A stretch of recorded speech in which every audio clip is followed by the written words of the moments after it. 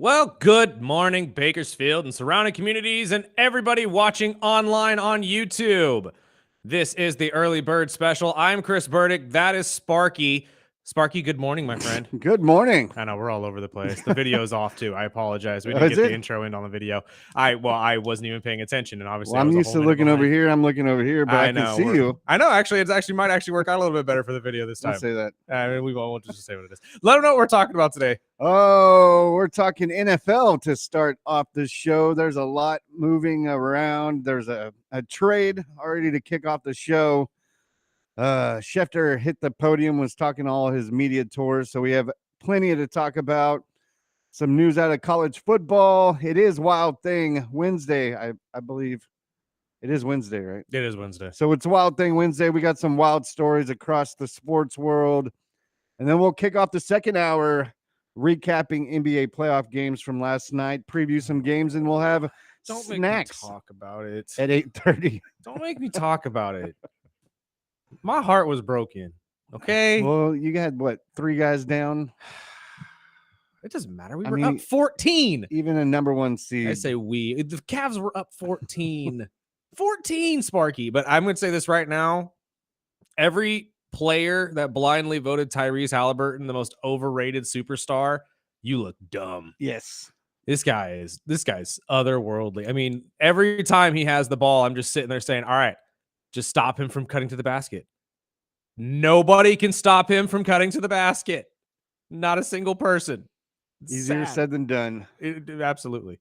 But out of the NFL, the trade we've been talking about for a month is finally official. George Pickens has been traded to the Cowboys for a 3rd round draft pick in 26 and a 5th round in 2027. And Pittsburgh will send Pickens and a 6th rounder over to Dallas. What do you think? I know Pickens wanted to be a number 1 receiver. Yeah, but all of this is happening because they missed out on the pick that they wanted in the draft, because they wanted the wide receiver McMillan out of Arizona, and I think that was his last name. So is this the big splash that good old Jerry was talking about? Probably. Jerry thinks big splashes are big, what he throws into the pond. I don't see this being that big of a deal, although it is another target for Dak, so it should benefit the offense, if anything. I don't know how this is going to work out for Pickens in terms of what he wanted. Like, if you really look at what he was asking for, why he was leaving Pittsburgh, or at least why we believe he was leaving Pittsburgh, was because they were bringing in somebody else to be the wide receiver 1, and he wanted to be wide receiver 1. Forgive me if I'm wrong. Dallas still has CeeDee Lamb, right? Yeah. But they do have a quarterback. Is George Pickens better than CeeDee Lamb, though? No. Not even close. No. So where do you think that you're going to fit as a wide receiver 1? That's why that's my point. Like, if the entire idea was to get him into a spot where he was going to be the wide receiver 1, this is not the place that he wanted to be. So if you're a wide receiver 2 like Pickens, which could be, a lot of teams, not a lot of teams, but I think he would be a solid number 2 in a lot of places. But is it an upgrade? It is still an upgrade for him, because if you look at the differences in offenses you'd be playing, it's vastly more pass different. heavy. Yeah, because Artie Smith loves to run, and that's what he does up and down the field. So he does not care if you want 18, 19 targets in a game. He's not going to throw to you that much. So last year he finished the season. He only played 14 games, but 59 receptions, 900 yards, and 3 touchdowns, which was a big drop from the year before, where he finished with 1140 on 63 receptions. But I think, fantasy wise, I immediately think fantasy. I still think he's a solid wide receiver 2, especially in a Dallas team with maybe a flex, with a starting quarterback. Yeah, a flex, definitely. But that just kind of brings up, where's Pittsburgh? I didn't look at their wide receiver core as of right now. I would have rather, if I was in Pittsburgh, picking up DK Metcalf, I thought, 1-2 punch, having Pickens on one side and DK on the other, it's a solid duo.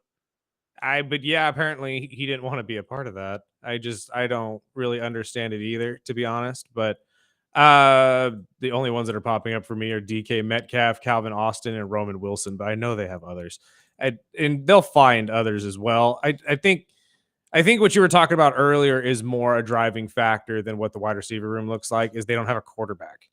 We still don't know what's going on in Pittsburgh. I mean, I know you drafted the Ohio State quarterback, but I don't necessarily see him or Mason Rudolph leading you to the Super Bowl unless Will Howard comes out and is, I guess, just as good as he was in college as he is in the pros. Highly unlikely, but it is a possibility, I suppose. And But again, if this all kind of spirals down to what everybody in the NFL is still talking about to this day, I thought he would have signed by now, but supposedly there's some personal family stuff going on, which I understand. I it is the totally off get that. season, And but we're maybe coming he's up. yeah, maybe he's still mulling over retirement too. I So don't the know. last I heard was that they had a handshake, a gentleman's handshake, Mhm. and that he's pretty much locked into Pittsburgh. That's why there's not as much as urgency that we're hearing out of Pittsburgh. But other news before we jump into that real quick, the Jaguars released wide receiver Gabe Davis this morning as well. Um, Not a big shock, No. but if Gabe Davis is to land, maybe back in Buffalo, or I mean, he's a solid receiver, but he's more of a special teams kind of special package type receiver, and he has an upside. But I know Jacksonville has got a lot of receivers in that room right now.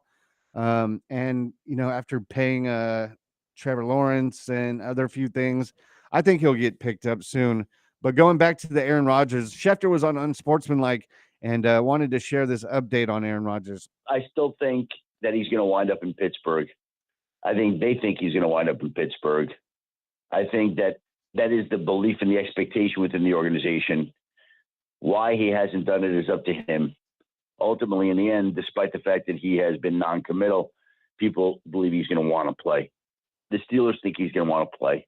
And how many people who are over the age of 40 just randomly go out and put on football cleats to play catch with the Pittsburgh Steelers' new wide receiver, as he did, recently in the video with him and DK Metcalf? It just, again, doesn't mean he does, but I think the belief continues to be that he will play for the Pittsburgh Steelers at some point here. My only thought is he only goes to Pittsburgh. That's the only team I see that actually has been actively wanting Aaron to come and play there. But the other thing that pops up in my head that he just mentioned as well, the individual workout between him and DK Metcalf. Do you think that had anything to do with Pickens wanting out? It could have, definitely would have been. Honestly, I mean, I thought when they picked him up, he didn't seem happy. right. Well, I figured that as well, but I also saw reports that he was at least somewhat enthusiastic about playing with him. But when you don't get the call from the guy who you believe is supposed to be the QB1 for your team, and he doesn't want to work out with you, now that I'm thinking about it, that might have been a contributing factor of why he said, you know what, I'm done. I don't want to play Yeah, here anymore. get me out of Because here. that's the only thing I think of if he's okay with going to Dallas. But again, we haven't heard obviously from Pickens yet. This trade was just announced at what, 3-4 in the morning. Yeah. So Well, that brings up I sat on this story from yesterday, but NFL trades that should and still could happen before the NFL season kicks off. And the four that they had reached, well, there's actually five. The fifth one was Pickens, but Devian Clowney to Frisco is heating up, which I mean a cheap, solid pickup for the Niners. Romeo Doubs is what we've talked about a few times in other trades. We thought maybe for Tyreek. There's been talks of other receivers, but they drafted well in this year's draft with a couple receivers. So they've got Doubs going to the Jets, and of course it goes back to the Jalen Ramsey back to the Rams. And what I've read is the holdup is what Miami will pay in part of the contract, because I believe it's 20 plus million for this year. right. And Miami's like, no, we're trying to trade out of this deal. We're not trying to pay for you Right. to have him. I mean, Atlanta's in the same boat with Kirk Cousins. You'd have to probably eat at least 20 million of his contract for somebody to actually take a trade for him. But it brought up the trade again with Tyreek, which we talked about a few weeks ago when the GM Chris Greer came out and said, unless somebody randomly just offers 2 first rounders. Right. But I've learned over the years that a lot what you hear from Chris Greer is not the truth. It's not what they're really asking for. Obviously, he's going to ask for, start high, just like anything. If you're bidding or you're in a war or something, you start high. I don't see anybody trading a first rounder for Tyreek. No, I mean it just doesn't happen anymore. Like we really don't see first round picks being traded at all unless it's for another first round pick at the draft. Like it's really not something that gets bartered anymore. Well, I was going to bring it up because with the Pickens trade, so you pretty much a third rounder is the main selling point in that trade. Do you think that's kind of even with what receiver From what we've seen the last couple of years, yeah. I for a mean, wide receiver 2 type? we saw Julio Jones go for a second, so yeah, I could say that. I mean, George is a great wide receiver, and you're right. It's at least an upgrade at quarterback for him. So he'll have a solid year for Dallas, maybe at least I'd say 5 to 6 touchdowns. But does he break into 1,000 yards? That's to be seen. But I don't know. I mean, we'll see if it really pays off for them. Originally, we heard it was going to be pick swaps. It didn't ended up being that. It ended up being a fifth round and a seventh, or no, fifth and a sixth, right? Isn't that what it was? And it was one of 2027, so they just Right. pushed it back. But it also just shows the value of these second and third round picks now in the NFL because, I mean, when you really look at it, most of those picks land more than the first rounders do. Yes. And they're For usually depth. pretty, good depth picks or starters or something like that. So But it could but benefit them. do you think the Tyreek off the field issues is hurting his stock, or is it something that comes with the territory with a player like Tyreek? At this point, it comes with the territory with him. Well, Like, you know what you're trading for. Jeff Darlington out of Miami had this to say about any team even looking at Tyreek. This is another situation where I think that this team wants to get rid of distractions, and they want Tyreek Hill to be the teammate that he was when he talked glowingly about Tua and the comparison that you just made, that he made to Patrick Mahomes, where people sort of raised their eyebrows and said, there's no way you actually mean that. And now we want to look at him and say essentially, there's no way you actually mean this. Listen, if Tyreek Hill does want out of Miami, as suggested earlier this season, which he then walked back, he is doing himself no favors, because all that he's doing is sending messages to potential suitors that this is how he's going to act at some point in time when he plays for them. I will say the Dolphins still believe he is incredibly talented and warrants the type of respect that they give him. But man, it's got to get tiresome at some point. I mean, yeah, that's how it gets with every player, though. T.O., it got too tiresome at one point for every team he played for. So it's going to happen with Tyreek. You eventually you're too much of a headache for what your contract bears. And honestly, Tyreek's skill has shown that he's worth every dollar you pay him. It's just more of what wide receiver you're going to get mentally, because as we saw last year, if he's not happy, he's not going to play well. Yeah, and that's pretty much what Marcus Spears had to say. The honesty of Tyreek Hill. He knew damn well not to put Tua in there, or we would have had a conversation about Tua not being a top 5 quarterback. One, he saves the conversation so Tua don't have to hear it. And then secondly, he talks about Baker Mayfield in Florida. Now, I don't know how him and Tua are going to have this discussion, but when he mentioned all of the guys, it's the regular guys, and he threw Baker Mayfield in there because he knew in May on NFL Live at 4 p.m., we would talk about this. So Tyreek is, a little bit, he's been known to say things that strikes an eye. Because when he got to Miami, I want to remind everybody that he said Tua was a better thrower of the football and more precise than Patrick Mahomes. Exactly. So take it with a grain of salt and don't make it personal, Tua. He just saving you a conversation. Pretty much. I mean, he knows how to hit that button and hit people's nerves. I mean, that's what Tyreek does. I mean, I didn't back anything when he brought up Tua being better or a better thrower, more accurate than Patrick, because everyone knows you're going to pump up your boy. Right. You're That's going to your pump up your quarterback. quarterback. But I'm going to stand with what I said in the beginning. I think Tyreek plays in Miami this year, and that's where the top heavy of the contract is. and we have an out next season. And if the season starts out rough, then he might be traded before the deadline this year. But I'm Right. hoping not, because I pay for Sunday Ticket, and if I have to pay for Sunday Ticket one more year and I have to watch a mediocre season, which I should just be used to, I'm just done. I mean, again, my friend, I feel your pain being an Atlanta Falcons fan, but I don't think it's going to be that way for you guys. You guys have talent at the wide receiver position, and honestly, I think somebody like Jalen Waddle could be well, I shouldn't say just as good, but Waddle, yeah. for what you need from that position, that slot receiver, he can fill that position very well, which means you don't necessarily need Tyreek. Well, they got a lot. I mean, Waddle's stats get better because of Tyreek, Oh, obviously. absolutely. The attention And it makes him better. demands. But I still am going to stand. I've watched Miami over the last 3 years build with these younger players. So I think it's not a big surprise when veterans like Ramsey, I know they let go of a couple guys this offseason. Losing Calais was going to hurt, but drafting that big old tank of a defensive tackle, we'll have Bradley Chubb back this year. And I'm happy with the draft so far, because not only did they bring in 2 veteran offensive linemen this offseason, but they also drafted 2 big old boys. Plus, we had Patrick Paul from last year's draft, which is a high-end left tackle that was pretty much set up to replace Armstead. So it wasn't a big surprise when Armstead retired a couple weeks ago. But let's get into we'll take this break. I know there's some news out of Cincinnati, and there's other NFL miscellaneous news. Then we can get into some college football.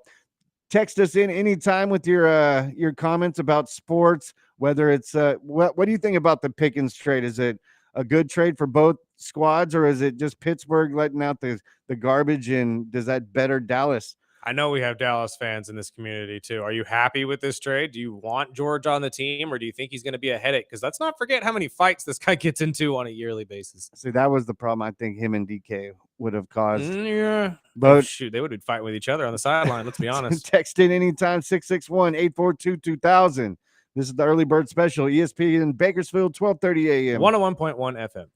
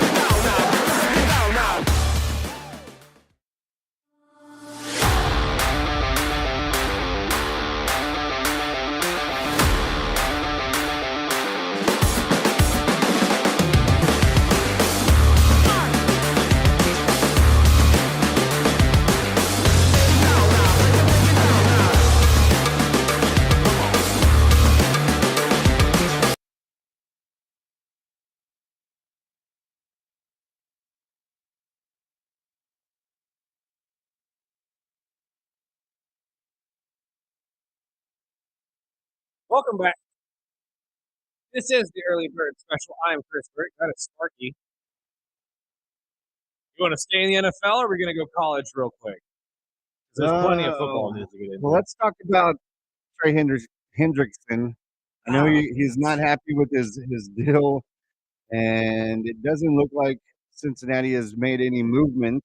No, but at least your teammates got your back. I mean, we got news that Geno Stone decided to take a massive pay cut in order to help some of these deals get pushed along for Jamar and for Higgins and for Hendrickson. They want to keep the band together at least. I really hope that they could figure something out because it really would suck to see someone like Trey Hendrickson leave Cincinnati, especially with how defensively dwindled they are. I mean, it looks like it's going to be an all rookie defensive side for Cincinnati, which, I mean, if you're in the AFC North, I guess that's a good thing for you, especially if you have Lamar Jackson at quarterback, who's just going to make them all look silly. Let's be honest. Well, Schefter gave us an update on this Trey Hendrickson and if this trade's going to happen. Trey Hendrickson is somebody that the Bengals want back, somebody I expect at some point they'll work it out. It's gone on for so long. And again, it's such a hard trade to pull off because you got to compensate the Bengals and Trey Hendrickson, and you might be able to compensate one, but it's hard to compensate both. And therefore, again, the two sides have been working and talking and trying to get it done. And I just have to think that in the end, they'll figure out a way to get it done. I mean, it's kind of been the Bengals thing for the last few years, whether it was the receiving core, which they locked it in. We didn't expect that. I thought for sure T. Higgins was going to be gone. Yeah, but they've definitely shown that their priority is just scoring more points than everybody else. Yeah. I mean, and if they lose Hendrickson, that's going to be a major hole because he's pretty much been the leader on that defensive squad. Well, he's the sack king. I mean, this guy's led the league in sacks for, I think, the last 2 years, if I'm not mistaken. And I know teams like the Commanders, Bears, and Falcons have all been mentioned as potential trade partners. I'll take him. Yeah. I'll take him right Who now. wouldn't? Shoot, if Atlanta only has to give up maybe like a second round. Oh, wait, no, we already gave that up. And see, well, the Bengals are already saying if they had to, they would want a first round pick or a strong second round pick in return, which I don't see happening. But I mean, that would probably help. I mean, there are teams. I say Atlanta should take him just because they've had a notoriously bad pass rush for the last, I don't know, 2 decades. Like ever since John Abraham retired, I can't exactly remember when that happened, but it has never really come back after that. Even with Grady Jarrett and Vic Beasley and all these people that have come in and out to help us, Dwight Freeney being one of them as well. I just think that it would help them, especially since they drafted 2 edge rushers already. You have one returning in Thrice this year, who I think is going to be more moved to the middle linebacker situation, if I'm not mistaken. But I mean, you have a young defensive core here that could really benefit from somebody like Trey. Now, only problem is wherever he goes has to be able to pay him, and I don't know if Atlanta has the money to pay him. Well, other news in the NFL. I know yesterday the Rams finally finalized the Matthew Stafford deal, which was $84 million for a 2-year deal, which is guaranteed $40 million, which I think that's probably the end of the road for Stafford after that. I would assume, yeah. I mean, not that we want to see that happen at all, but it is just coming up on that time for him. And I think he wants to retire, Graham. I think all of this talk this year of him potentially being moved, I think it's all just hogwash. They want him to retire there. He wants to retire there. And honestly, I wouldn't be surprised if Sean McVay decided to take that as his time to vamoose as well, because I think he's really coming up on that point where he might want to move on to something different. And the last story, which I mean, a lot of this time is where the rookies pick their numbers. And yeah. I know Shador went with number 12 and Gabriel went with number 5. Did we figure out what Abdul Carter wanted, though? But Since that's big dummy wanted to take Lawrence Taylor's number. See, that's where it started. You know, first it was Lawrence Taylor, and Lawrence is like, dude, no, like make your own future, make your own mark. And then it went to Phil Simms because he wanted to wear number 11 because that's what he wore in college. And at first, Phil Simms is like, go ahead, dude, like I'm all for it, but let me talk to the family. And 24 hours later, the family, he came out and he said, dude, I was outvoted by the family. So no, it's not going to come out of retirement. Okay. So now we're I strike 2.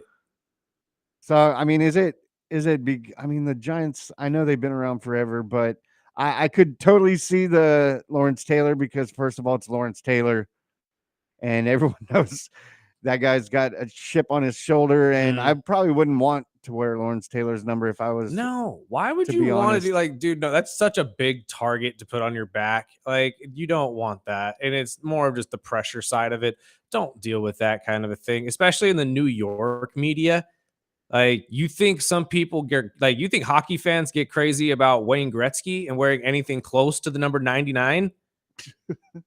Dude, New York will eat you alive if you are anything less than an amazing player and you try to wear 56. Well, rookie minicamp start on Friday, so I would think he's going to have a number by then. But I almost feel bad for the kid. I do too, because I get why he wants these numbers, but no, like, that's like asking Michael for 23. Yeah. Are you nuts? Like, the only person that got away with that was LeBron, and you know how much hate he got for wearing 23? Like, I still don't like it. Kobe got hate for 24 too, but at least he had the chutzpah at the time to say it's because I'm one better than the guy.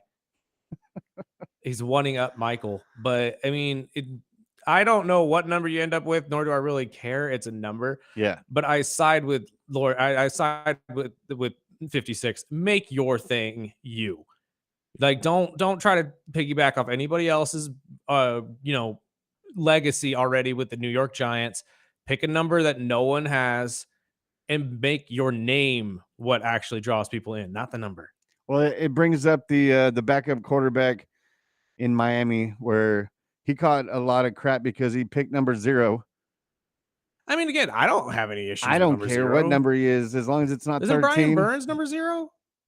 Didn't Yeah. he take? No, yeah. So There's a few players out there that wear number 0. shoot. You can take 00 for But all I believe care. it's the first quarterback Okay. that will wear a number 0. So Fitzpatrick or Tragic or Fitz, whatever you want to call him, that's what I go with, is Tragic. But I mean, coming up from a guy that was a recycled quarterback for 20 different teams, and he comes in and says, man, that's horrible. I mean, why would a quarterback want to start with 0? Build your own. And I'm like, really? I think that's what he's doing. You know, if Tua's already got 1, you can't wear 13. No. They usually steer away from 12 just because of the greasy days.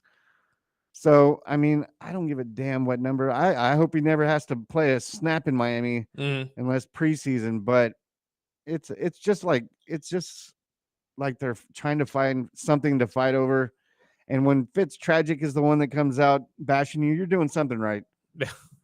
But let's take this break. We'll get into some college football. And we did have a text says this is a Cowboys win for sure. I mean, again, I think that it's a win for you in terms of you got a good receiver and you needed a secondary receiver. I just feel bad for George because the entire idea, at least from what we understood, was he wants to be a wide receiver 1, and you're not going to be that in Dallas. And I hope Dallas is the one that comes out and trades for Ramsey now that they have some extra draft picks. Right. I mean, I would much rather see Ramsey out in the NFC. I don't care. Maybe the Rams, but anybody except, I don't want to see him in Kansas City. I don't want to see him in Buffalo or New England because I don't want to play the guy. And he knows how to guard Tyreek. He practices with him for the last 2 or 3 years. Well, let's get into some college football before even crazier wild things stories coming up at the end of the hour right here on the Early Bird Special. ESPN Bakersfield, 12:30 a.m. 101.1 FM.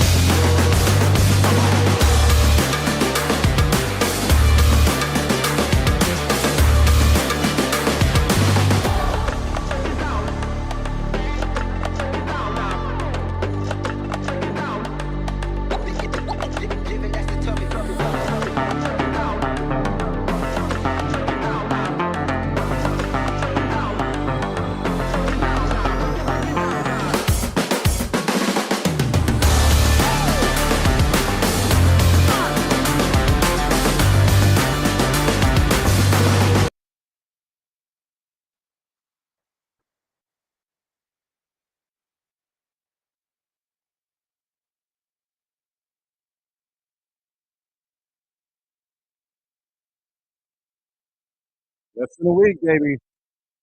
She disturbed on Tuesday. 20th anniversary of this album. Yeah. Make you cold. A little bit, yeah.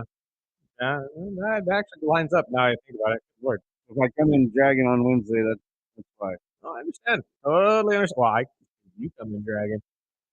I'm just happy I have some mobility in my dang neck today. Welcome back to the early bird special. Poor guy, dude. Dude, honestly, it's a day by day thing. I'm feeling a little bit better. There's still a pinch. For the video people, you can see him. Well, I mean, again, you see me I try to do stretches and stuff every day, so I have mobility, but there is a pinch. I'm much better than our friend KG, who was luckily in here with us yesterday. He But looked like he was hurting too. it is what it is, man. I mean, life goes on, we truck along, and so does the world of sports. So there's a couple stories out of the world of college football, though, before we move on into our wild thing stories of the day. Starting with Notre Dame having a new longtime rival being set up yesterday, as the Fighting Irish and Clemson have decided to sign a 12-game home and home series between them starting in 2027 and will extend all the way to 2038. So the Irish and all of you fans of the Fighting Irish out there, you're going to be hating the Tigers here for the next decade, which is good and bad for you. Because, at least in my opinion, my biggest argument against Notre Dame, or at least what them getting into big games and the playoffs in general, especially since they're not part of a conference, is they don't play great a competition every single year. Usually they have to split it up because of contracts and stuff like that. Like going into this deal that they've been on currently, there were stipulations where they couldn't play teams like Clemson, Miami, and Florida State all in the same year. That is no longer a thing with this deal. They're allowed to do that. And actually, this sets up something for you Irish fans to have probably one of the most competitive years in your program's history in 2029, where they could potentially take on Alabama, USC, Texas, Miami, and all of these crazy strong teams, if they're still crazy strong at the time. I realize this is 4 years in the future, and you're not going to see any of the players this year that you're going to see 4 years from now. It could be a completely different program, but who knows? This is just a good step forward for you, especially since, most of your TV deals in the college game are based around how popular you are and how popular your views are online. So online on television.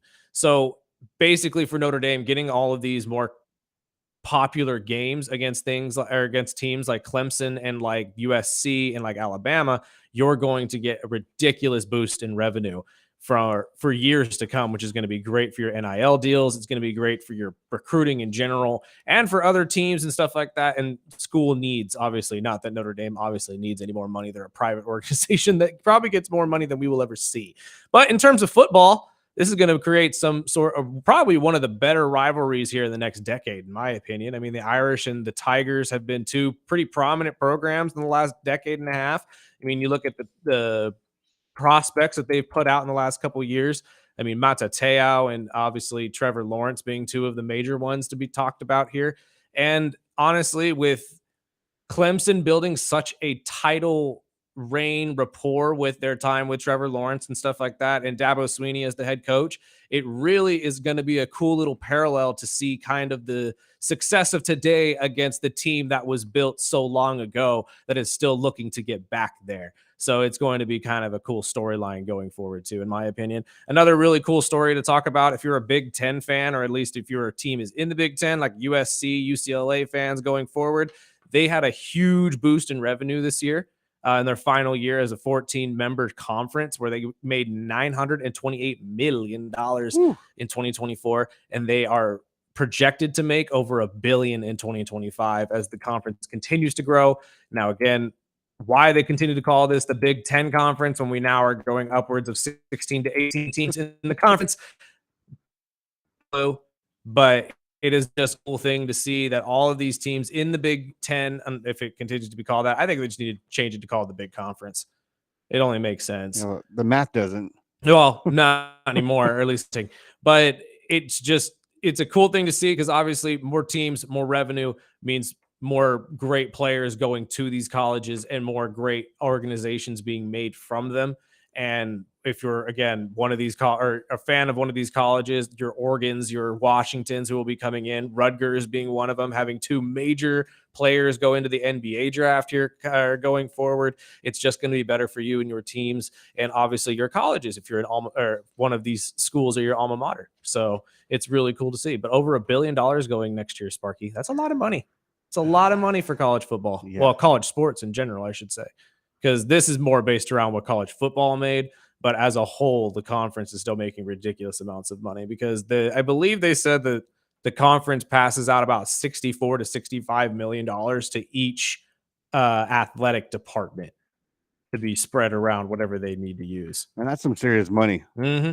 And I know there's been rumors of some structures putting into the NIL. Mm-hmm. So which are I'm desperately needed, really. I mean, do you think we need to get like contracts for some of these kids? I was gonna say I heard it.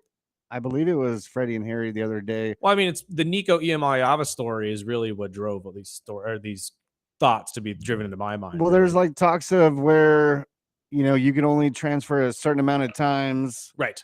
And which I think should have been in the original deal, because now we're seeing what happens when players just jump around, or if they do, they have to sit out part of the season, which obviously would hurt.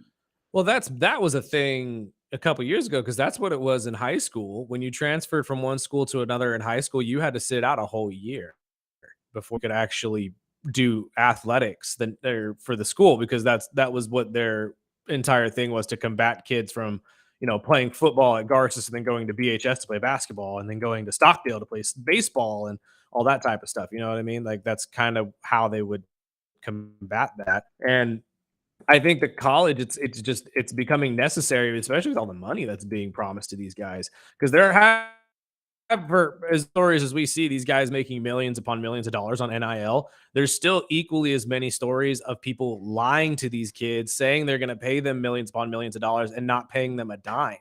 So you need protection on both sides of this. Like these guys are still, like, we have to remember, these guys are still 19, 20-year-old athletes who really don't know how to manage the world of professional sports, let alone collegiate sports. Can you imagine having that type of money? Heck no. At that age? And I can't imagine having the type of money now, let alone at that age. Like, that's why I always say, like, don't get me wrong, I was one of these people that hated on a lot of these young, like, millionaires, like your Justin Biebers and all that type of stuff, especially for acting out and acting a fool. Mm-hmm. But when you really sit in their shoes, and I think most of us will sit there, if you're honest with yourself, listening to us in the car right now, you'll sit there and think of it as well. Imagine yourself at 19, 20 years old. Well, it's not a big story if you've ever watched like the young actors, right? And how they just hit the floor running, having the best time of their life, and then when they're like 18, 19 years old. I mean, you can bring up Britney Spears for all. And you have the crash out of a century. So many horrible stories out of it. But I mean, the only difference is their life is in the limelight and yours isn't. Exactly. Because let's be honest, we've all done crazy stuff and we're broke. Yeah. Like when I was 19, 20, I was doing crazy stuff I had no business doing. And I had I didn't have two nickels to rub together. Well, luckily I met the guys at MoneyWise and they taught me how to put back money for the retirement. Yeah, I need to start doing that. But going back to some money, I'll swap back into the NFL. So more info is coming out of the Pickens trade, and a part of that helped Pittsburgh is that Pickens is joining the Cowboys in the final year of his contract, his rookie deal. So there wasn't any new contract, so they were able to get out, at the perfect time for Pittsburgh. So he's only set to make $3.5 million this year, which is about 10% of what CD is making. And sooner or later, they're going to have to lock that in. Does it say, now we run into the same issue you ran into this year? Yep. Where are you going to get the money to pay him, Jerry? Yeah, because Micah still needs to get paid. Like, we are running into the same. Now, are you going to say that you're going to be willing to pay George Pickens more money than you would pay Micah? So Pickens came out and said he wants 30. Yeah, see, no. You're going to 10 times the amount you already make currently? Yep. No, thank you. I mean, if you perform well in this first year in Dallas, which is his last year of the contract. But you're still not getting that from Dallas because where is he going to get the money? Exactly. And what are we going to look at in the offseason? Pickens shopped again? What is this going to be, a Shohei Ohtani deal that you're going to pay him for the rest of his life? Like, no, that's not going to happen. So supposedly a part of that trade deal is if Pickens plays well this year, the Cowboys could recoup a comp third round pick in 27. So Well, you're renting out number 2 that could be a number 1 somewhere else. And, maybe that turns into a comp pick because I don't see him. Well, and at least you get your draft pick back too. I don't see him in Dallas after this year now. No, because again, where would you get the money for him unless you move on from Dak or from CD, which I don't see either of those happening. And like we had said, he also has the same agent as the other guy they need to pay. So this agent, Micah Parsons? Yes. Oh, that's another Lord. thing that came out is his agent is also the same agent as for Micah. So that agent's going to be blocked on all of Jerry's cell phones. And before we wrap it up and get into Wild Thing Wednesday, I did read Aaron Rodgers, if he ends up, going to Pittsburgh, he's already working on getting Hackett some work in Pittsburgh in a different, like a senior advisory type job. What is this man's love for Nathaniel? And on top of that, with Pickens out, guess whose name just popped up in rumors for Pittsburgh? Oh, Lord. Put it together with Rodgers. Alan Lazard. Why? Who was just recently cut by the Jets. Yeah, but Allen is the only wide receiver I've seen come out and say he doesn't want that moniker put on him, where he can only play with Aaron Rodgers.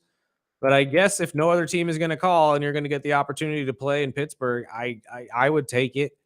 It's Pittsburgh. Mike Tomlin always keeps you in a winning situation. Well, so I missed it. So he did sign a 1-year deal with the Jets to return. Oh, but now he's tweeting out pictures of the Steeler logos. Oh, that's another thing, man. These players got to get off social media.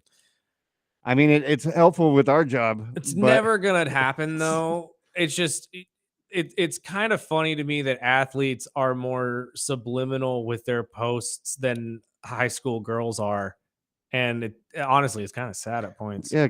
We can make a whole soap opera. If I was an unfollow the station or you know what I mean? Nobody gives a damn. No. But when Pickens unfollows a team or starts following the Cowboys before the trade is official. Well, honestly, and look out for TJ Watt too, because we still have no idea what's going on in that situation. That entire picture that he posted with the deuces being put up.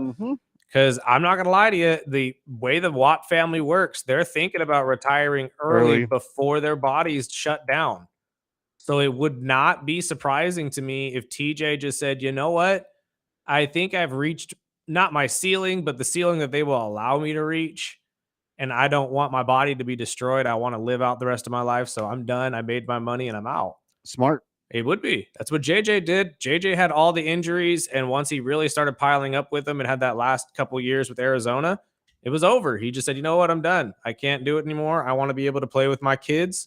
And in order to do that, I have to stay healthy. So I have to protect myself and my body and my family. I did hear he wanted to come back once he heard Calais was coming to Arizona. He's like, dude, that would be joking with him. That would be cool to come back, but I'm McAfee out. was joking about that with him him out during the playoffs last year with Houston. He said, hey, if Houston needs help, would you come back? And he said, well, it's always on the table. But I'm like, that's what every player says when they retire. Speaking of McAfee, he might need to retire after this weekend if Gunther gets his hands on him.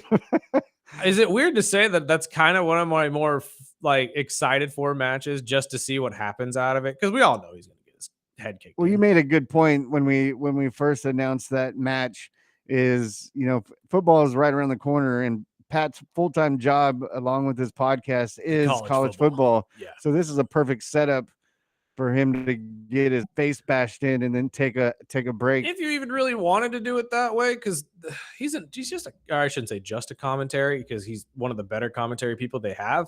But last season, they were very open about it, saying, I have to leave to go do College Game Day. I will be back when college season is over, and blah, blah, blah, blah. And that's kind of just how they left it. I don't think you really need to write him off storyline-wise. No. He's not a wrestler, so it's not like they necessarily have to do it that way. Although I can see them just wanting to make a story out of And this. who do they bring back in wrestling? Do they bring back Graves? Probably. Really? Yeah, probably. I mean, he has Because that didn't sound like it went well. either that or they move Graves to the other commentary team and then bring Barron Wade Barrett, the other him. commentary that used to be a wrestler as well. Well, it is Wild Thing Wednesday, so after this break, we'll throw out some wild stories that came up over the last week right here on ESPN Bakersfield, 12:30 a.m. 101.1 FM.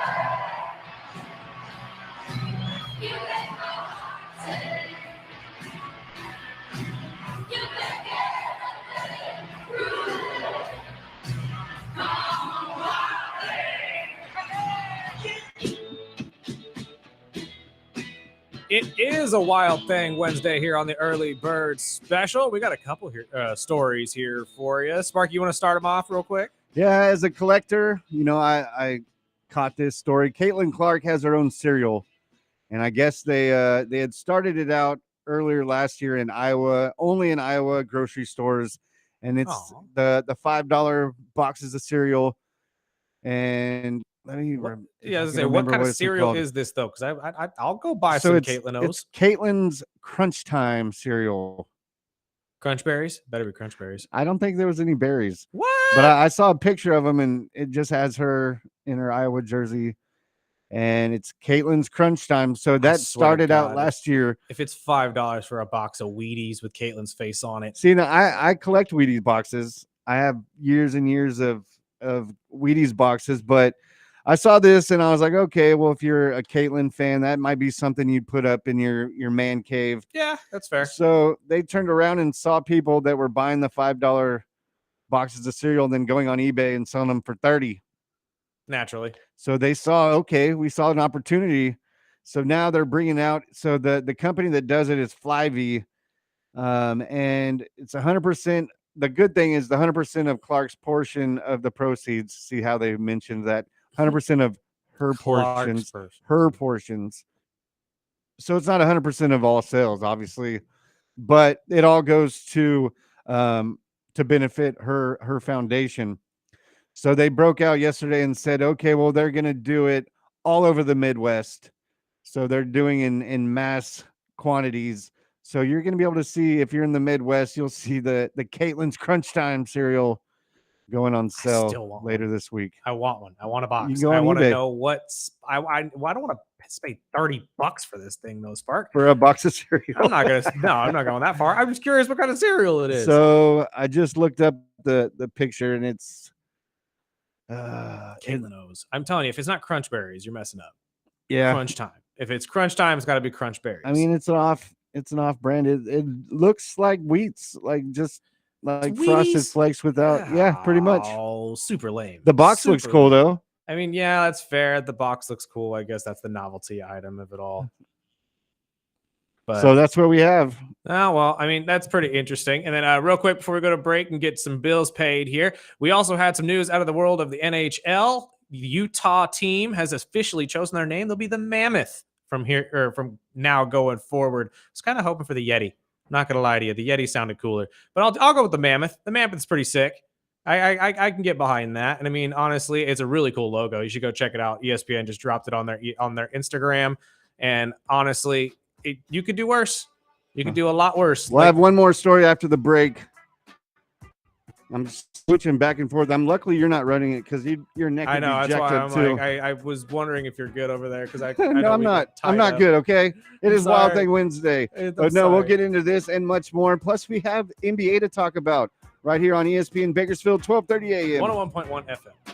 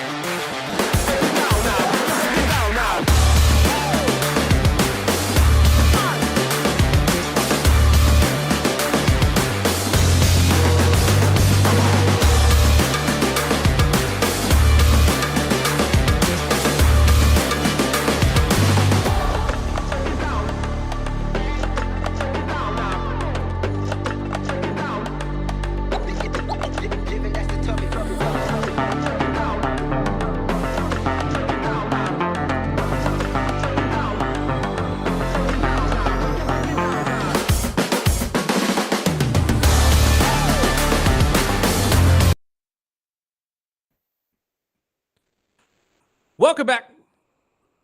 This is the Early Bird Special, Hour 2. We got plenty of NBA to get to here in a few minutes. Our buddy Snacks from 93.1 will be joining us, talk a little bit of the fundamental part of the rules of all of this and what we saw in the last couple games, because I'm not very happy. I'm not very happy, okay? Officiating has been poor, very poor. Is that what you think? No, I'm just kidding. I have to blame somebody, Sparky. I mean, you guys are beat up I just know, at the but wrong time. That's not that's not That's not not the the point. excuse you want to use. It's not the excuse. It's So no excuse. my last Wild Thing Wednesday that I didn't get to because I'm a horrible producer is a Colorado football fan described as John Doe as well. Filed a lawsuit against the NFL saying he had suffered emotional distress and trauma due to quarterback Shedeur Sanders falling into the 5th round of the 2025 draft. And guess how much money he wants? $100 million. What are you smoking over there, Colorado? Oh, man. I know it's legal over there, but what are you smoking, kid? Like, what? Really? And I mean, I know it's they're making a joke out of it. Well, yeah, obviously, as you should, to be honest with you. But the kid had to pay like $400 to even file. And I mean, he's all over ESPN. I mean, the story that no one knows who it is because it's John Doe. Right. But I mean, the plaintiff alleges that pre-draft rumors unjustly harmed Sanders' reputation and potential. Oh my God. I mean, isn't that something that if anybody, it would be Shedeur? I honestly was just about to bring that up. Is it a buddy of his? Now, that's kind of what I'm wondering with all of this, because why is it a Jane Doe or a John Doe situation? Is it Dion? Like, why is it a nameless fan? Like, you have to have some sort of backing, and I assume he has a lawyer, which means somebody's taking he does not have a lawyer. He's taking this up on himself. Yep.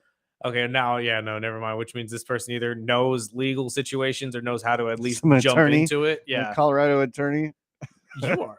Whoever this is, it's Well not a done. nobody. There's Well no done. way. I think the fee was like $412 that he had to pay out of pocket. So and ain't no college student got $412 burning a hole in he's his gonna pocket burn right now. $415 to just get his headline out. I swear. If this all ends up being like a TikTok kid just trying to go viral, or if it does end up being Shedeur. Or what if it's your coordinator's son again? Oh my good lord!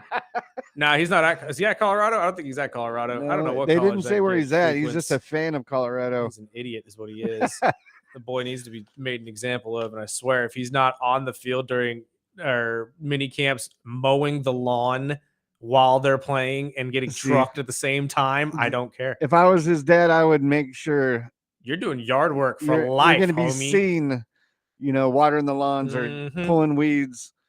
But let's get into basketball. I know the early game was the Pacers and Cavs. I didn't get to catch it because my dumbass ran over a bag thinking it was Taco Bell, and with the help of the BPD officer pulling me over to let me know that my tire was flat, I didn't get home until mid game of game 2. So this is true. break down this Pacer Cavs game. Well, I mean, at first it looked like Cleveland actually came out to play and made everybody look bad, everybody, including myself, as Sparky can attest yesterday during my afternoon shows, said, we're done.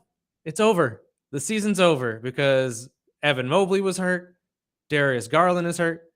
DeAndre Hunter is hurt.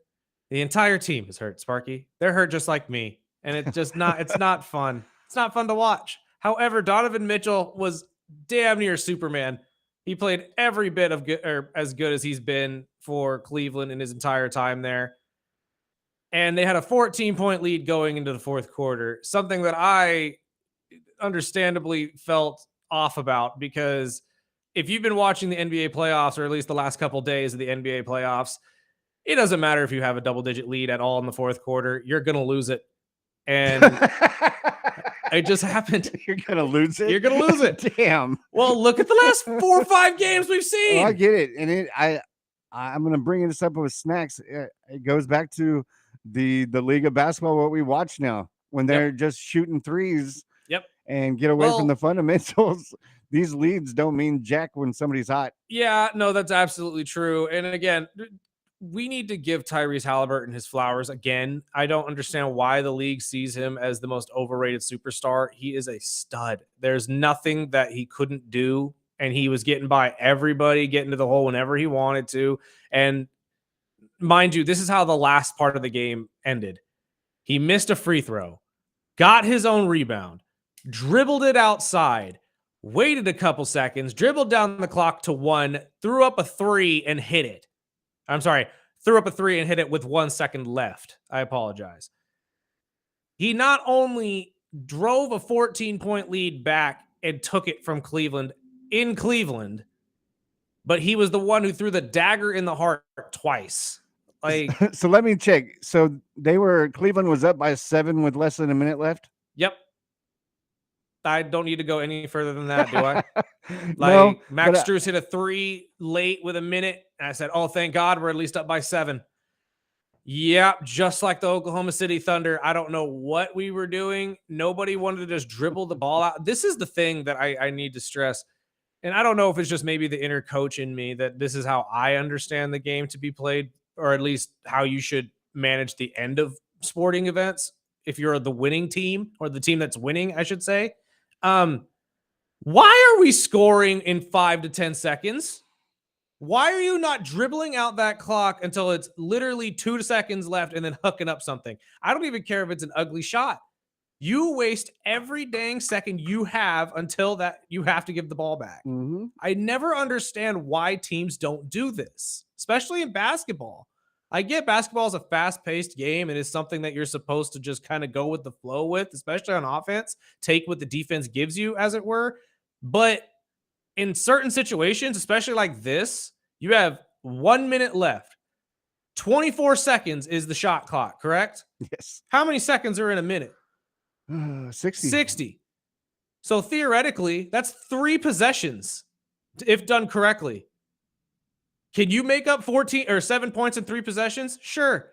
Is it incredibly difficult? Yeah. So how difficult is it? Since 1997, teams trailing by 7.5 points or more have only won 3 of 1,643 games, but the Pacers account of 2 of those, and both of them were in the postseason. It's just incredible. And Halliburton joins LeBron as the only player with multiple go-ahead field goals in the final 2 seconds in a single postseason game. And he does it with ease. It's crazy to me. But you know what's hilarious is just because he's in that conversation with LeBron as well, they'll sit there and still call him overrated because they call LeBron overrated. So why wouldn't Tyrese be overrated too, right? I mean, Donovan did show up. I mean, almost had 50 points. He is not the reason Cleveland lost that game. Honestly, I can't even pinpoint who is the reason we lost that game. I really can't. It was poor shooting and just poor management of the clock again at the end of the game.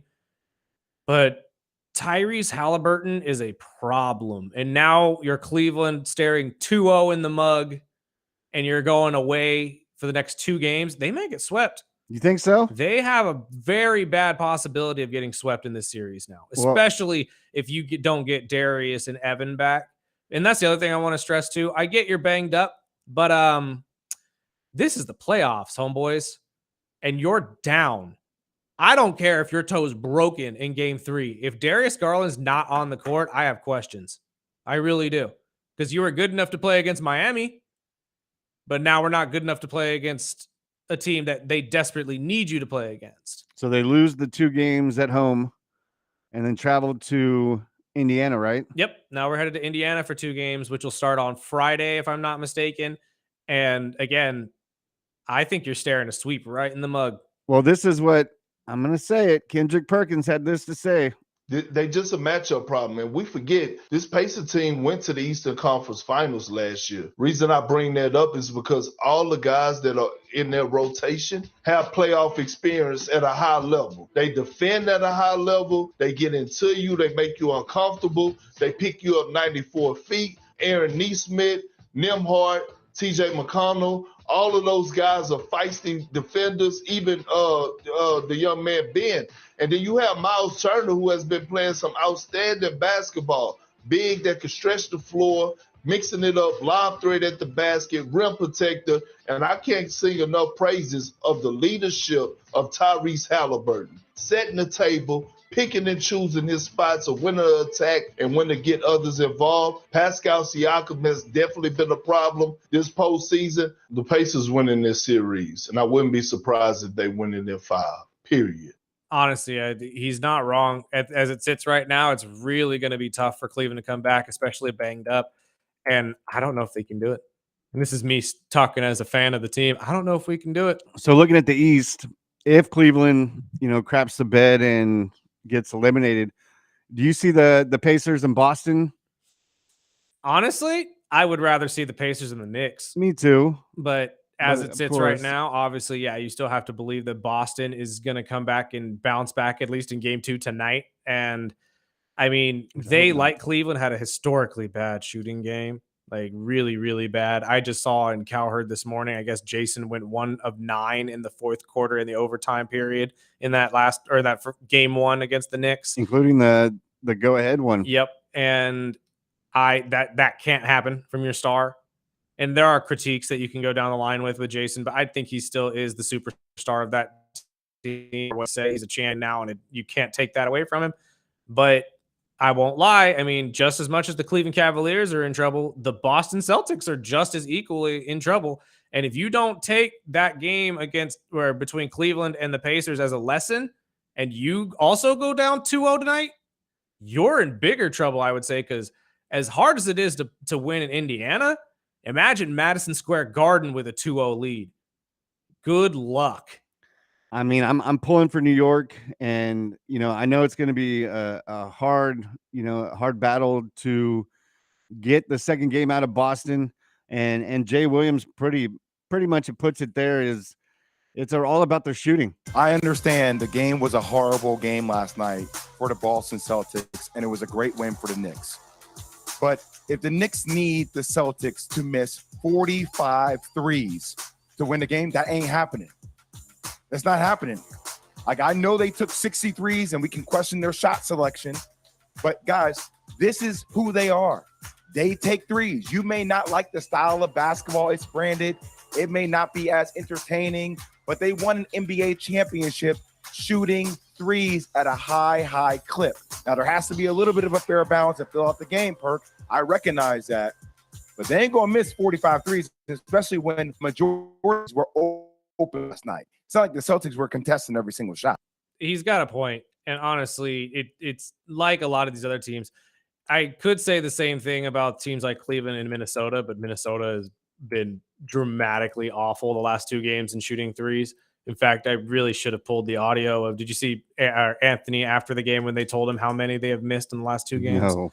Oh, he couldn't believe it. I think they were like 9 or 10 of 90 or something like that in the last 2 games. It's been ridiculous. But it really is going to boil down to that is you as a defense of the Knicks have to disrupt the offense of the Celtics and know they want to shoot threes, and you got to make it hard for them to do so and at least make those threes. Because if you could have another defensive game like you did this last game in game 1, you can really disrupt this team and probably win this series because you have the momentum right now and you came and popped the favorite in the mouth. Yeah, and I think if their key to win is going to be crashing those boards. Yes. And letting them, only get no second chance points. That's how they got the lead in the beginning, and they got lazy in the fourth quarter and let them right back in, which is pretty much the story of the NBA playoffs this year. But yeah, that's the series I'm looking forward to, as well as, I still think Cleveland's not out. I think if they can get a guy or two back one game at a time, as a Dolphins fan, I always say one game, one play at a time. Worried. But you should be, of course. I'm worried. But down 2, it's going to be an uphill battle for sure. But let's take this break, and we'll recap the Warriors still in game 1 right here on ESPN Bakersfield, 12:30 a.m. 101.1 FM. And don't forget, we are all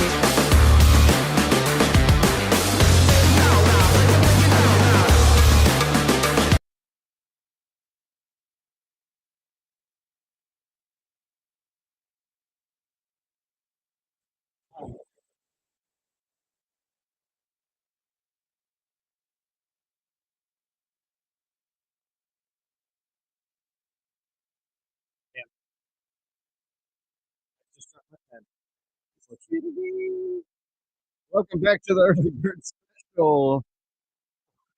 Sorry, I'm trying to find my pen. Oh, game 2 of yesterday's games, the Warriors Timberwolves, which was game 1 of these the second round series.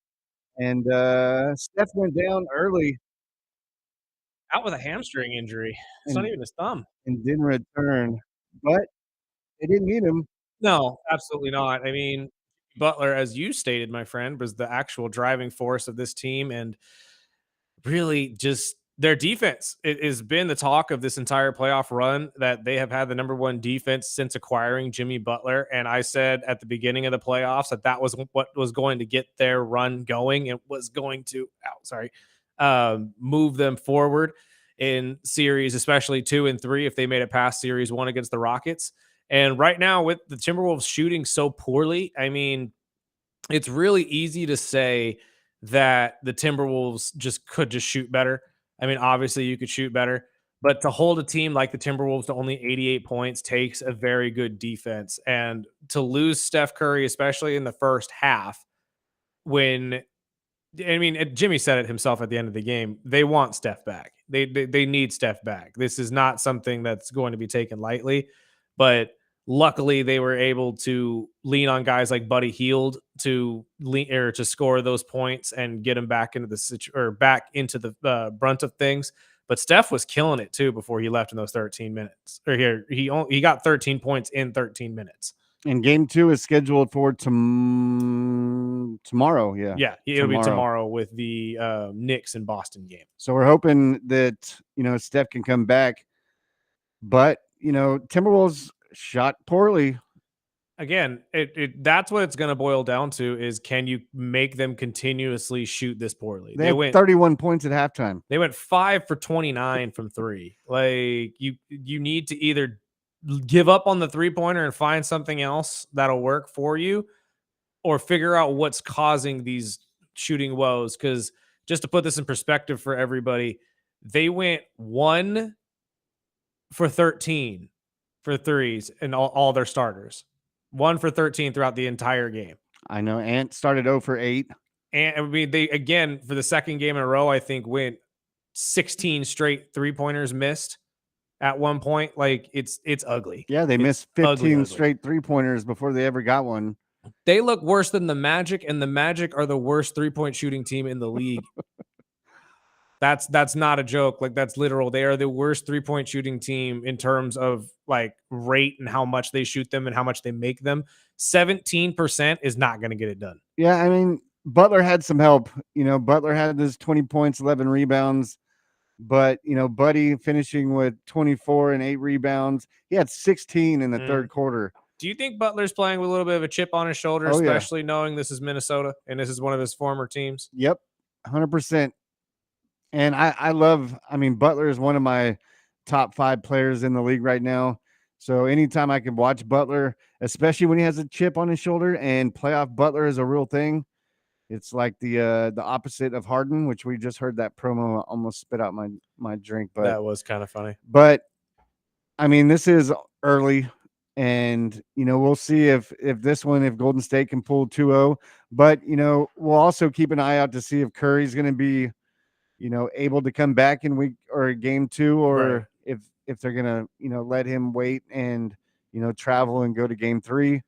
I would expect him to be back for game 2, but I mean, now with a thumb and a hamstring injury, it's going to be really hard for him to keep up at least the style of play that he's used to. You're not going to see a lot of scoring, I think, from him, and he's going to have to at least pilot the offense through Jimmy and Buddy, because they're really the ones with the hot hand right now. And I know you pulled a clip from Ant talking about. Yeah, this is something that I think needed to be said, because yesterday we also got criticism from the head coach, Chris Finch, of the Minnesota Timberwolves on Ant, because he believes Ant needs to step up as the leader and needs to be the one to lead them. And I wanted to put this out because the last time Ant has been challenged this way was by Steve Kerr back in 2023. And this audio has been going around recently because of obviously the matchup they're in now and obviously how this changed. So this was Ant back in 2023 post Olympics on how Steve Kerr kind of impacted him and his work ethic going forward. It was crazy because like before he came, I thought I was like working hard. And like when he came, I was going through the drills and he kept stopping them like, that's all you got. That's all you got. And I'm like, bro, I'm going hard as you want me to go. Like, what you want me to do? I'm sweating crazy. He like, man, you got to see Steph and KD and Clay work out. And we went to dinner that night and they still was continuously telling me like, you didn't work hard enough. Like if we had the number 1 pick, we wouldn't take you. And I was just like, damn, that's crazy. So me and my trainer ran home after dinner and we just talking like, bro, we got to pick it up. I don't know how. I don't know what we got to do. Like, but we got to pick it up. And I think after that, man, it's just, I became a madman in the gym. And like, I try to work till I'm tired. I'm exhausted. So basically, I bring this up because coming into this series, the entire storyline has been, can Anthony Edwards essentially quiet the final of the Kings, which is the Warriors and Steph Curry, and really solidify himself as the next big star in the West outside of Jokic and SGA? It'd really be a race between those three, in my opinion. But I think that with this call out from Finch and with everything that goes on, especially or has gone on in the past with Coach Kerr and the Warriors, I think we're going to get exactly that in game 2. I think that game 2, we are going to see the unlocked version of Anthony Edwards finally, and we're going to get that fire that we saw last year in the playoffs that might actually just lead this Timberwolves team all the way to not only to the Western Conference Finals, but to the finals themselves. Because realistically, what I've seen from Denver and from Oklahoma City, both teams look beatable, and they're going to beat each other up going through this series. I expect that one to go at least 5-6. And honestly, if Denver did ended up pulling off the upset there, the series between Denver and Minnesota again in the playoffs, this time in the Western Conference Finals, would be amazing. Now, the only thing missing this year would obviously be the Karl Anthony Towns against Jokic matchup, but Anthony Edwards taking on Jokic and that offense and that team really in Denver would be really entertaining. I know talking to that series, OKC has seemed to have trouble scoring late in these close games, and that's been an issue. But do you think it is important to even up this series tonight? Yes, absolutely. Or do you think they'll be in trouble if Denver takes that 2-0 lead? Well, I mean, I think, again, with all of these top seeds going down 1-0, it is very important for each of them to bounce back and obviously tie up the series. Right now, Cleveland looks like the only team that would fall to 2-0 because of who they're going up against. I think it's pivotal for teams like Boston, though, to get that win tonight and even up the series. Because again, if you're in a series like Boston is in against the Knicks, going back to Madison Square Garden down 2 games, it would be almost impossible to crawl out of that series. But vice versa, say for the Thunder going against the Nuggets, I think that's more doable because just of how much talent is on the Thunder and how, I would say, inconsistent the Nuggets have been, although they seem to be really rallying behind Jokic. That's most of what's happening here, is I think Jokic is getting the LeBron treatment in Denver, which might benefit or might actually work for them. I mean, going forward. These are both big games tonight. New York at Boston for game 2 and Denver at OKC. And before we take a break and get Snacks in and hear his thoughts, this is what Freddie Coleman had to say about, what he expects to see tonight in OKC. This playoff basketball, runs are going to happen, but what are you going to do about it? We saw what they did about it. We saw Oklahoma City try to do about it, and they want to overcoaching themselves and losing that basketball game. I can't wait to see what team comes out looking like what in game 2 between the Nuggets and Oklahoma City. Because for my money, Oklahoma City, if they're winning 68 games, you can ill afford to go down 0-2, especially when your leader said, we're going to find out what we're made of in game 2, being down 0-1 versus Denver. Again, I think Shea said it very well after the game. We won't have to play the audio, Sparky, but they don't expect their run to be all sunshine and rainbows. They've been through this before, and I think that that's the beauty of what they went through last year, is that, again, they were a great team last season, were one of the best teams in the West, and had an early exit, and I think you learn from stuff like that. I think Cleveland learned from that a couple years ago with their early exit against Boston. and the Knicks, really, the year before that, just to throw that one in there. And it really matters how you bounce back in game 2, because you don't want to fall like Cleveland is. Because Oh, I'm telling you, no, I mean, I know know. it's a joke, but it's more of like, if this continues, even if you do win one of the 2 games away, how are you going to crawl back from 3-1? I mean, it's going to set up a great conversation with Bolt tomorrow too, because I mean, if New York ends up going up 2-0, if Denver goes up 2-0 tonight, and then we look up, you know, at the 4 series, and you know the road teams all going 2-0 in these series is going to be insane. And I think there's going to be several opportunities. Obviously Boston with New York is probably my choice of the toughest one for an upset to happen. I think if New York can continue to play the defense and like we had mentioned, but I think Boston has the firepower to blow up and win by 50 if they wanted to. But really, I mean, the Golden State Minnesota thing it's all great series. Every series is going to be incredibly entertaining and competitive, which is great basketball and great for the NBA. My only argument against your Knicks Celtics theory, Sparky, is let's not forget Thibodeau's minutes issues. Yep, momentum and that's going to prove a problem eventually, especially when you just went 7 games and game 1's in an overtime game that you should have locked up in the 4th. And again, Mikal Bridges played 50 minutes in game 1, and you need him to play defense against Jason Tatum, even though Jason was incredibly physical, got double-digit rebounds, and scored 20+. And that's a light game, honestly. That's why I'm saying you need more from Mikal, because you have to slow that down. And the listener said, I think all games will be swept except the Minnesota Golden State. He said Minnesota will come back. I don't think Boston gets swept. A sweep in Boston would be insane. If there were, honestly, if the Knicks and the Pacers came out and both swept Cleveland and Boston, that would be insane. This would be the most talked about NBA playoffs I've probably. So who you guys take? Who's win these in the East Conference and West Final? And 661. We'll take this break and we'll get 3-1 in here. Top play on ESPN Bakersfield. 101.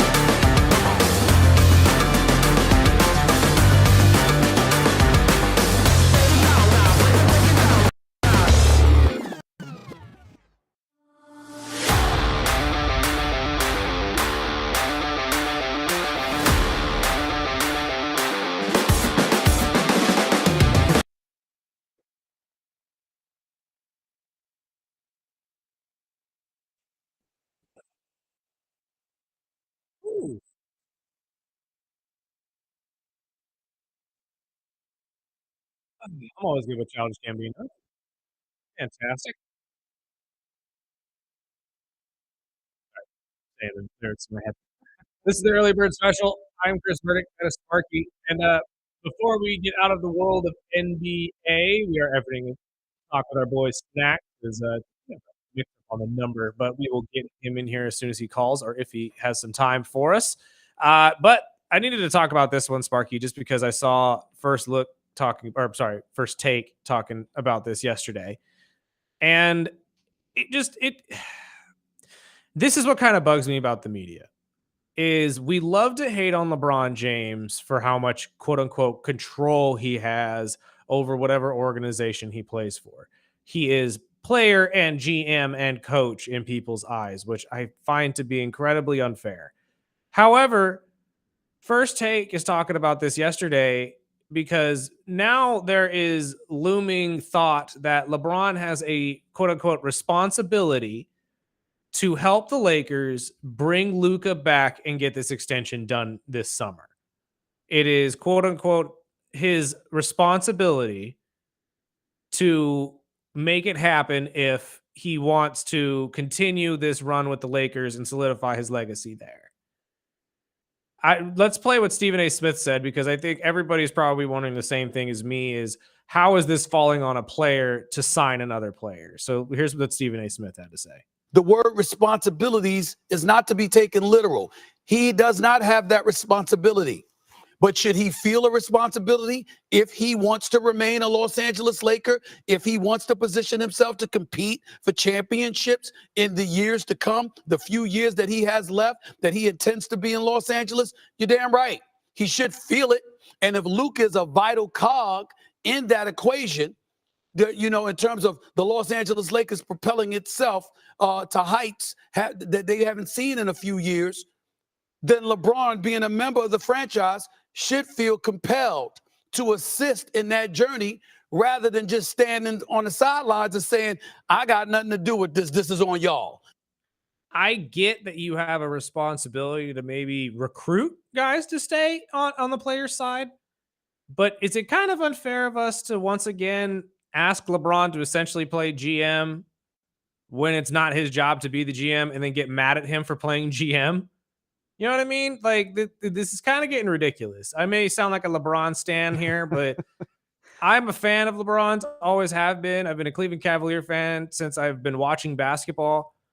And I just feel like it's unfair. I feel it's unfair to sit here and say he has a responsibility or should feel that he has a responsibility to lure Luka back to the Lakers. I don't think it's going to be an issue getting Luka back, but when you're the face of the franchise, I think that just lands on your lap anyway. Yeah, but again, I think and really going in the like future of the final couple years of his career. True. I mean, it's really in his court in the first place. But see, that's kind of what I'm thinking about is like Kareem at a point didn't really care to recruit guys to come play with him. He's Kareem. And I think LeBron's at that point in his career too. Are we really going to ask LeBron to go, recruit kids saying, hey, you really want to come play with me, right? You want to come play with me? And I'm LeBron James. You want to come play on the Lakers? Like, no, it should be, hey, you want to come play on the Lakers? We got LeBron and Luka. That's what should be the selling point, right? Like, it shouldn't be LeBron going and selling himself. That's just kind of what is the LeBron Lakers? That's true. But we do have our buddy Snacks on the line. He's with us, and I apologize once again. That's totally my fault. It was the area code. Oh, duh. I mean, again, I didn't even think about that one. Our boy's not from here, so why would he have a 661 area code? Right. That's on me. Snacks, you hear me? Yes, sir. How are you? Good, brother. How are you? I'm awake and well. Well, he is hurting. He's a Cavs fan, so it's been a rough morning. Do you feel as are the Cavs in trouble? No, I don't think the Cavs are in trouble. I just think this is new for the Cavs. And now that they're awake, I think we might see the Cavs that we've been seeing all year long. Though I think they're going to win the series. I think they'll make it a series. I don't think they'll win the series. So. See, but that's what worries me. You're the number one seed here. You should be beating teams like Indiana. Because in my personal opinion, although Indiana is deep, they're not better than Cleveland. I'm not going to sit there and say they have a better team than Cleveland. Well, when you get three guys down, I mean, it's playoff basketball. Anybody could win. But I mean, we're looking at this in all the series. It's like if you have a cold night at the 3-point line, then you're probably out. This is the way of basketball. I mean, we just saw the Knicks, which I'm hoping the Knicks can pull the next game tonight. But I mean, just overall, I mean, we're expecting if everything goes right, all these top teams are going to be down in their series. Yeah, and I agree with Steven because of and that's why I was saying that the Cavs, I think they'll pull one of those games out, but if they don't get everybody back, it's going to be hard to beat the Pacers because the Pacers just got good chemistry, and Carlisle is just a really good coach, man. A lot of people sleep on him. No, it's very true. I just think you got to be a little worried going down 0-2 and headed back to Indiana, which is a notoriously hard place to play in. I mean, extreme. I hope they don't get swept, but they're sitting there looking at one right in the mug. I'm just saying. The number one season and the whole thing is not looking good because Boston's not looking good. Right. I think Boston is going to shoot themselves out of this thing because they went 9 possessions in their game where they didn't even take the ball, so they didn't shoot the ball within inside the 3-point line. Right.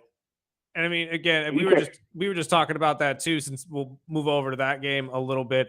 Do you believe, as Jay Williams said on air yesterday, that there's no way Boston has 2 bad shooting games in a row?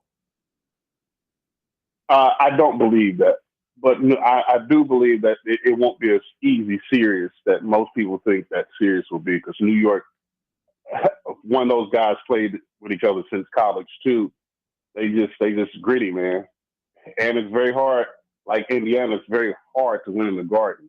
Mm-hmm. But everybody brings their A game to the Garden. So Tatum might bring a different beast in them. Brown may bring a different beast in them. We can't really rely on Porzingis because he's just an injury walking factory. So you never know if he's going to play. Well, he is the unicorn for a reason, right? I mean, you got to be somewhat unique in that way. I mean, the injuries have really hit these playoffs, whether it was Porzingis, which they've been used to. Well, they're allowing him to play a lot more physical as well. And actually, that's one of the questions I wanted to ask you, Snack, since you are a referee. Do you agree with this kind of play in the playoffs, that they just kind of allow more physicality and allow some of these more, I wouldn't say ticky-tack fouls, but that you have to literally just bludgeon a guy to get anything called? I love it because it reminds me of the old NBA. 100%. But the old NBA, it was like that all season, so you were used to it. That's fair. And so now we get to the playoffs, it's kind of new to everybody. Like, why they not calling this? Why they not calling that? But these guys are making millions. These are grown men. Let's see what you can play through until you can't play through it anymore, and then we'll start putting the whistle to it. So I actually like it. I think it's how they should call the game all year long. But if you call the game like this all year long, you won't have a lot of players because again, these players for whatever reason, with all the technology they have, are more injury prone than the ones we grew up with back in the day. Yes. Well, jumping over to the West, I know we've got game 2 of Denver and OKC. Now, do you think if Denver pulls this game off that OKC is in that kind of same boat where they're in trouble? No, I don't know because I still believe in FA. But again, it's OKC is another one of those teams that's new to this, and Denver is not new to this. They're true to this. So if we keep getting games like this from Jokic, I don't see OKC really trumping Denver, in my opinion. Well, my second part of that question is, it was a topic that was brought up after the first round was, the younger teams or even just teams having, extended time off when teams like the Knicks had to go 7 games or Denver had to go 7 games. And so that they're still under their legs, they're still in game, we just played 2 days ago. Let's go. Do you think the actual time off is hurting these teams, or if it is more of, starting so cold from the 3-point line? I mean, we saw it last night in the second game where they were 0-15 at the 3-point line before they finally hit one. I absolutely agree with that because I think you lose your rhythm, and basketball is about rhythm, chemistry, and staying the course. And so I will say, with that being said, and looking at it that way, I think Denver would get tired if this goes to Game 7. I don't think Denver pulls it out. If so, Denver needs to pull it out early. If they have to go to full game 7, I think OKC takes it serious. But I will agree that taking that time off, you kind of lose your legs. You kind of got to get back in the groove and the chemistry of things, of how you were playing before. And New York came off an incredible game 7 right into that game. So especially when Coach Tibbs is playing this guy's, pretty much the whole game. So, I mean, hopefully this series between New York and Boston, hopefully for New York fans, they can pull it out and keep it running. Because if they go into 6-7 games, man, I don't know how much that fatigue is really going to catch up to them. Yeah, and injuries will start to happen. And then one real quick question before we let you go, my friend. Anthony Edwards is obviously the talk of the series when it comes to the Golden State Warriors and the Timberwolves, because everybody wants to know if Anthony's going to be able to dethrone the final king of the West, which is Steph Curry. Do you think he needs to in order to solidify his legacy in the West, or do you really think he's just the face of the league right now? I know people hate the comparisons, but I always compare him to Mike. Mike wasn't Mike until he got over the pitch. Right. And so I think this is how everyone is kind of looking at Ant. Do you think it's that level of a series right now, though? Is this kind of his Pistons? Yeah. That's how I that. kind of look at this, because you got over the Lakers, and now you got to get over this and go to State, and they're tough. I mean, our Pistons tough, but they're not gonna make it easy for you. No. And again, it's that team that's been there, done it. So you kind of have to figure it out. Well, I mean, there are parallels. Obviously, the Golden State Warriors have had the #1 defense since getting Jimmy Butler over there, and obviously with Steph Curry on the team, they're lethal at the point guard position. So it does kind of have parallels there. I could see what you mean. I don't know if like, I would say differently if maybe Clay was still on the team. You know what I mean? Like if it was still the Golden State of old. But that's what I'm saying. You're not just beating basketball; you're beating basketball mind. Right. Like absolutely. You're beating X's and O's. Like most teams you watch is just just get out there and get the ball to your best players and let them make it happen. These are the Golden State Warriors is one of the few teams in the league that's out there still running plays. Right. And strategically breaking you down defensively. So you're just not beating basketball, you're beating basketball minds. This is why I think this is a big series for him, where he has to come out much better than he did in the game yesterday. Well, we've seen nothing but upsets from underdogs in the first couple games of this round 2. So pick which one do you believe is the team that's in the most trouble? Out of the Knicks, Boston, I think Boston end up taking it. I'm going to go OKC. OKC's in trouble. Okay. I'm going to go OKC, only because I just think they're young. This is all new to them. I think they're going to end up playing one-on-one ball at some point, and Denver's just going to. I mean, that's what we've talked about. OKC's had the issues. I mean, they're a great team. They're young. And it just seems when it gets close in the end, they just fumble. But before we wrap it up, who's your picks for tonight's games? What's the next game? We got game 2 with the Knicks and Boston to kick it off, and then we wrap up tonight with Denver and OKC. I got Denver again for OKC, and I got Boston in the Garden. I can see that. I could totally see it. Well, we appreciate it, Snacks. We got your number fixed now, so I won't be bucking this lady I've been calling for the last couple of days. Technically, that's not on us. That's on the list of numbers I was given, in which yours has apparently a 661 area code in the front of. I don't understand why. No wonder why nobody calls me. I know. I was actually wondering. I was supposed to ask you that yesterday, and I totally forgot when I saw you. But it is what it is. We do appreciate your time, my friend, and we'll talk to you soon. All right, no doubt. Thank you, fellas. Thanks, brother. We'll take a break real quick and pay some bills. You're listening to the Early Bird Special on 101.1 FM, 12:30 a.m. ESPN Bakersfield. And don't forget, go follow us on social media, Instagram, Facebook, and YouTube at the Early Bird Special.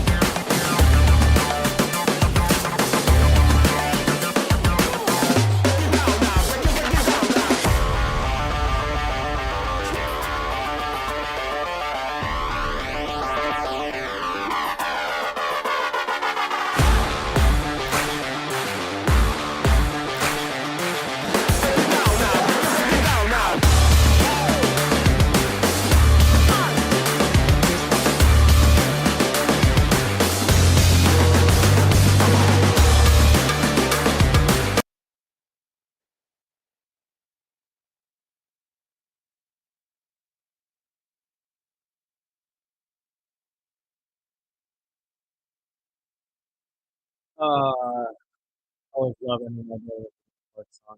You gotta branch out a little bit. No. You gotta branch out just a little. No. No? No. Not even a little? Not even a meteor? Lincoln Park. Animation a little bit? I No? mix it around a little bit, but You are listening to the Early Bird Special, though. I am Chris Burdick. That is Sparky. We're wrapping it up here on this Wild Thing Wednesday. Thank you guys for joining us. It was a wild one. We had a lot of monkey wrenches thrown in at us today. So it is what it is. But we were able to get through it and hope you guys enjoyed it. And obviously, we got plenty of NBA to talk about tomorrow, as well as we will be joined by our good buddy Hop. We'll be talking about Thunderbolts, the latest Marvel movie that just came out. Sparky got to go see it over the weekend. I'm going to effort to see it tonight if I can get over there after my afternoon shift. and the long-awaited Invincible. Yes, we'll talk about that a little bit as well, since it took Sparky, 4 months to watch the season. But I watched it all. I do appreciate you watching it, though, and actually jumping in on it, because it is one of the best. Now I'm going to TV shows rewatch made. The Boys. Yeah, I'm going to have to. I watched the first couple episodes with our boy KG the other day while hanging out, and I was Had he not seen immediately it? pulled up again. Oh, no, I've seen it all the way through. Oh, and had he? Oh, he's seen it. We just Okay. kind of threw it on in the background, and I forgot how much I love that show. Tomorrow, or maybe Friday, because I'm still at one episode back, but I watched the women's side of the LFG. Yes, that's been such a good show. If you guys haven't been checking it out, WWE LFG, I highly recommend it. They just hit the playoffs, so they're going to start eliminating people. Plus, we'll have Anthony from the Well Comedy Club joining us tomorrow after the Hopster. Absolutely. Talk a little comedy, what they got going on over there at the Well over the weekend for you to go check out. But thank you guys for joining us. We got to get out of the way for the great Rich Eisen show. Join us back here tomorrow, 7 to 9 a.m. for the Early Bird Special. And again, go join us and actually follow us on Instagram, Facebook, and YouTube. Sparky, let's get out of here.